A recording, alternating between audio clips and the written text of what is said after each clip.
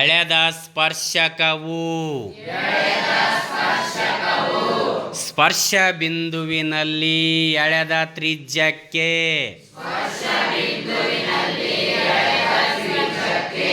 ಲಂಬವಾಗಿರುತ್ತದೆ ಎಂದು ಸಾಧಿಸಿ ದತ್ತ ಓ ವೃತ್ತಕೇಂದ್ರವಾಗಿದೆ XYಯು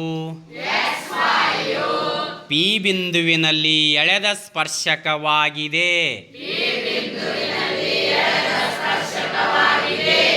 OPಯು ಸ್ಪರ್ಶ ಬಿಂದುವಿನಲ್ಲಿ ಎಳೆದ ತ್ರಿಜ್ಯವಾಗಿದೆ.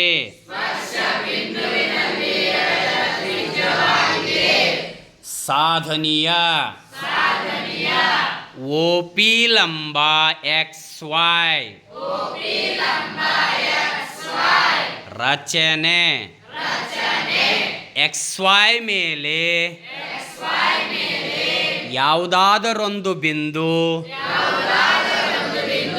ಕ್ಯೂವನ್ನು ಗುರುತಿಸಿ OQ ಸೇರಿಸಿ OQ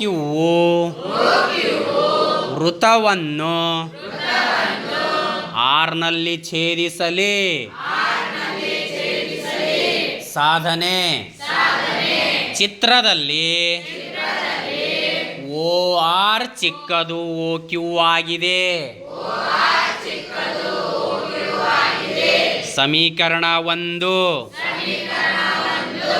ಆದರೆ OR = OP. ಕಾರಣ ಒಂದೇ ವೃತ್ತದ ತ್ರಿಜ್ಯಗಳು. ಸಮೀಕರಣ 2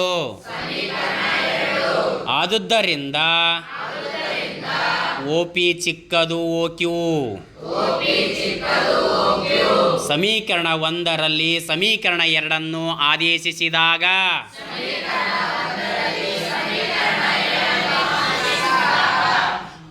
ಆದುದರಿಂದ OPಯು Oನಿಂದ XYಗಿರುವ ಅತ್ಯಂತ ಕಡಿಮೆ ದೂರವಾಗಿದೆ. ಹೀಗಾಗಿ OP ಲಂಬ XY ಆಗಿದೆ.